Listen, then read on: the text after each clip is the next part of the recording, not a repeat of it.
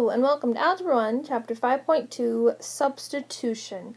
And what this is another way to solve a system of equations. And so in 5.1 we learned how to solve a system of equations by graphing. And remember, you graphed them and you looked for where they crossed. But the deal is they don't always cross at integer ordered pairs. And if they don't, I need a way to figure out exactly where they cross. And so this is an algebraic method to do that. So substitution is really what substitution has always been. It's the process of replacing a variable with a known value. To solve by substitution, here's your steps. You're going to solve one of the equations for one of the variables. Because remember, you're going to have two equations, and they each are going to have an x and a y. So solve one of them for one of the variables. You're going to substitute that value into the other equation. What you're going to end up with at the moment is just one variable in your equation. So you can solve for that one variable. I call it the remaining variable. Once you get the exact value for one of the variables, you can substitute it back into either original equation to solve for the other variable, and then remember to write your answer as an ordered pair. Okay, let's see how this works. Use substitution to solve the system of equations. So step number 1, if you still have your steps in front of you, was to solve one of the equations for one of the variables. Guess what? X is already solved for. X equals 4y. So step 1 is done for us. Step 2 was to substitute that expression into the other equation. So this is where your substitution comes in. Is that if x is 4y, I'm going to replace x with 4y minus y equals 75. Do you notice that we only have one variable now? We only have a y. And so that's the deal, is you can't solve an equation with two variables, but I can solve an equation with one variable. So we need to solve this, so I'm going to go ahead and multiply, combine like terms, divide by 15,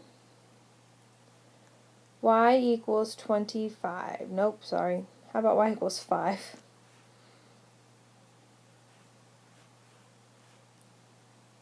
Alright, so there's our first variable. To solve for the other variable, you're going to take y back up to one of the two originals. In this case, and it does not matter which one you use, I would maybe use the first one, and so then x equals 20. So the ordered pair where these are going to cross is 25. Okay, so you're still finding where they would cross if you graphed them, but we're doing it without graphing them. Okay, so let's look at this example. First step, solve one of the equations for one of the variables. Again, that's done for us. Alright, second step, replace that expression in for the variable that it stands for. So I'm going to replace the y in the first equation with 3x minus 3. So it's going to look like 4x plus 5 times 3x minus 13. Remember, this is 5 times y, and so this is now 5 times y. Okay, and that equals 11. So now I have one equation, one variable. Solve for the one variable. So I'm distributing. I'm going to see if I can write an x first. 15x minus 65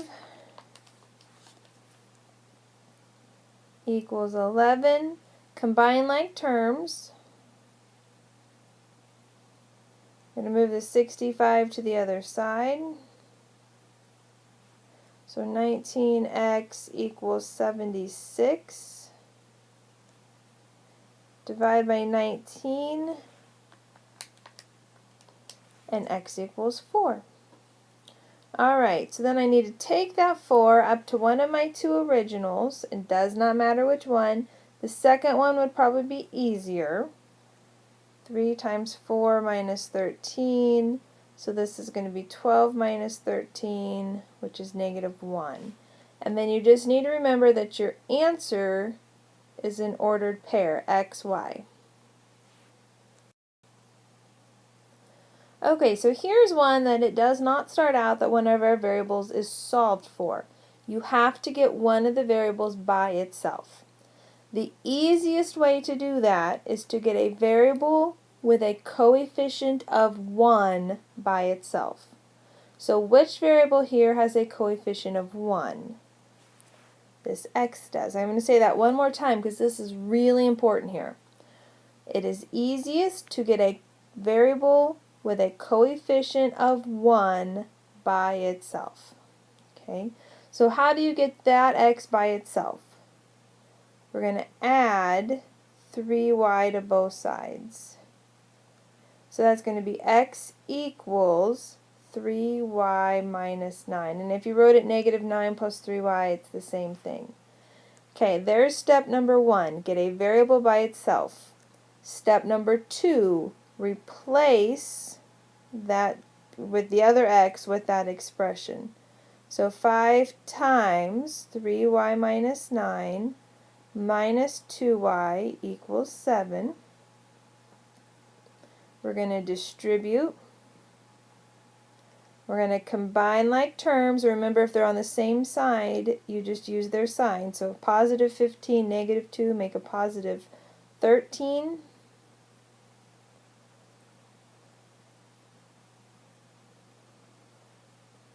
So there's 13y equals 52.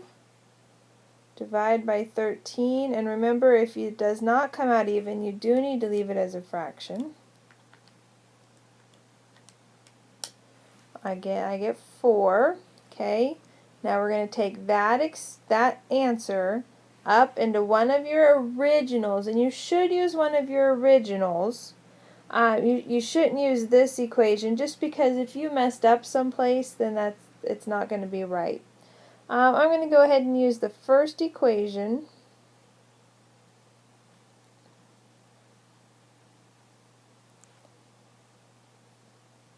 And it looks like I'm going to get x is 3. Now there's something that I want to point out. And one thing I really like about solving a system is that you can always check your answer. And so even in 5-1 you can do this. But here, you want to check your answers in the original equations. And this takes 2 seconds. You don't have to write anything out. But if we take our answers back up to our originals, if this is 3 minus, this would be 12. 3 minus 12 is negative 9. And down here I'd have 15 minus 8. 15 minus 8 is 7. And then you know for sure that you're right. So I would really suggest you always check your answers. Alright, why don't you pause the video and see if you can come up with this answer. In fact, see what happens here. Alright, something a little different happens on this one. So, first of all, you had to solve for one of the variables. And I solved for x, but it doesn't matter whether you solve for x or y. And then you're going to replace the variable in the other equation with that. So I had 2 times negative y minus 2 plus 2y equals 8. I distributed, and then I combined like terms, and negative 2y plus 2y cancels, leaving me with negative 4 equals 8. And does negative 4 equal 8? No. So this is actually a no solution. So this would be equivalent to if those lines were graphed, they would be parallel to each other. Okay, let's look at one more. Again, why don't you see if you can solve this one. Okay, this one was a little different on several accounts. First of all, there are no coefficients of 1, and that makes it hard to begin with. And so you just have to pick any of those x's or y's to solve for. So I went ahead and just picked the first x, and I solved for it. So I added the 3y to the other side, which gave me over here, and then I divided by 4, and it's just x equals 3/4 y plus 1/4, and I took that in then for the x in the other equation, so I had 6y minus 8 times 3/4 y plus 1/4 equals -2. Distributed the -8, so I get -6y minus 2y. Combined like terms, 6y minus 6y goes away, -2 equals -2. Now, is this true? This is true. So this is equivalent to infinitely many solutions. This would mean that if you graphed those lines, they are the same line. Okay? We got 2 word problems to do. Alright, so gold is alloyed with different metals to make it hard enough to be used in jewelry. And so it turns out if you own anything gold, gold is actually a really soft metal. And so gold alloy is measured in 24ths, which are called carats. So if you hear somebody saying they have 24 karat gold, that gold is 24 24ths, which is pure gold. That's 100% gold. But to make it harder, you might have something like 18 karat gold, which is 18 24ths, which is 75% gold. And so here we have a question: how many ounces of 18 karat gold should be mixed with 12 karat gold if we want 4 ounces of 14 karat gold? Okay, so they would melt the 18 karat gold and 14 karat gold together, and they would mix something between 18 and 12 carats, and so specifically if they're wanting 14 karat gold. Okay, well we have 2 variables here because how many of each type? So let's set x as 18 karat gold, and then let's set y as 12 karat gold. And we want to mix them together, and so this is going to be ounces. This is going to be ounces of 18 karat gold and ounces of 12 karat gold. And so when I add them together, so my x ounces plus my y ounces is going to need to equal 4. Okay. And so when you want to set up a system of equations, you need as many equations as you have variables. And so I have 2 variables because I have 2 unknowns here, and so I need 2 equations. So my first equation dealt with an amount, a total amount, how many ounces of each. My second equation is going to actually deal with the gold itself. Because even though, let's say you have 4 ounces of 18 karat gold, you do not have 4 ounces of gold there. You would have 3 ounces of gold there because you'd have 75% of it as gold.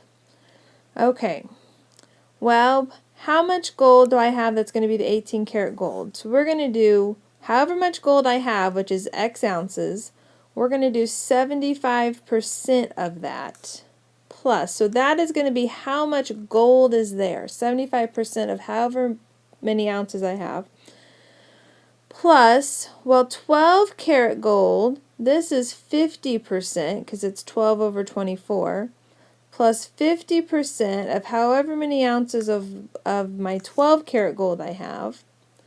And 14 karat gold ends up being 7/12, which is roughly 58 it's 58 1/3, I believe, percent. And so this is then going to be, let's just do 7/12 times 4 ounces because I know how much gold I have there. Okay, so my first equation is the amount of material total. My second equation here is the amount of gold. So you're going to need to solve this for x and y. And so I would start on the top equation and I would get one of my variables by itself. So let's just solve for x. We get -y plus 4.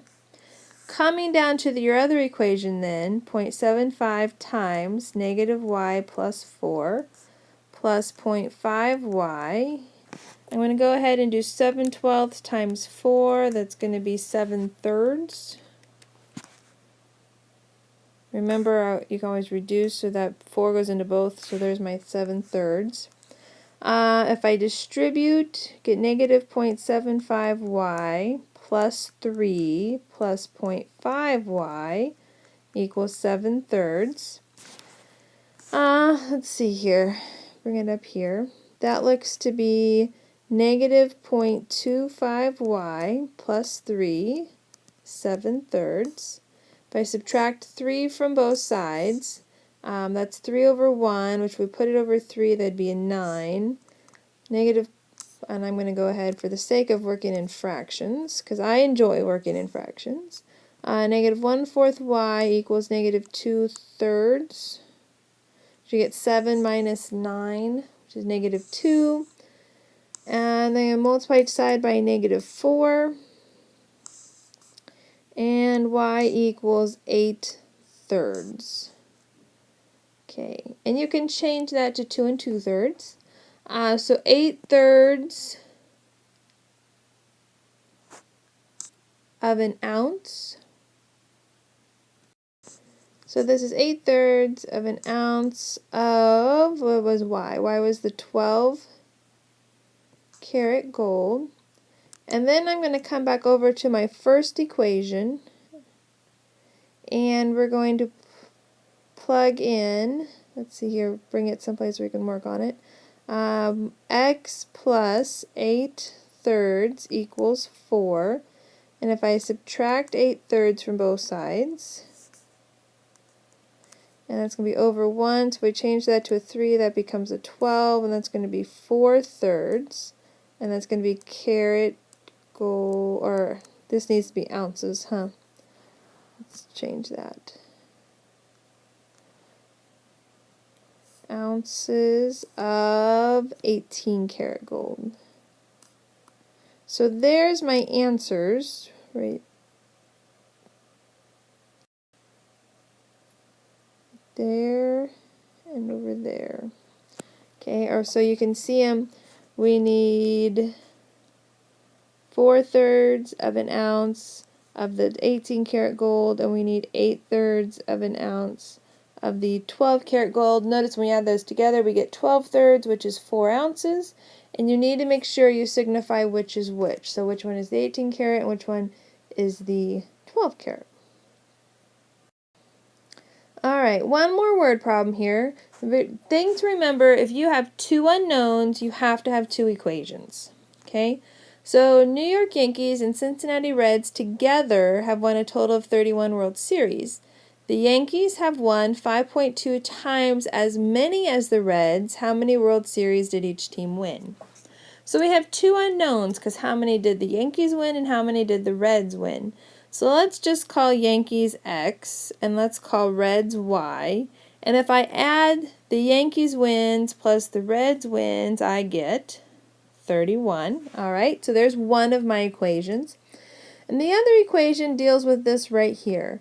The Yankees have won 5.2 times as many as the Reds. So you actually have to multiply the Reds by 5.2. So if I take the Reds times 5.2, I'm going to get the Yankees. And so there's my system of equations. And the great thing is X is already solved for in the second one.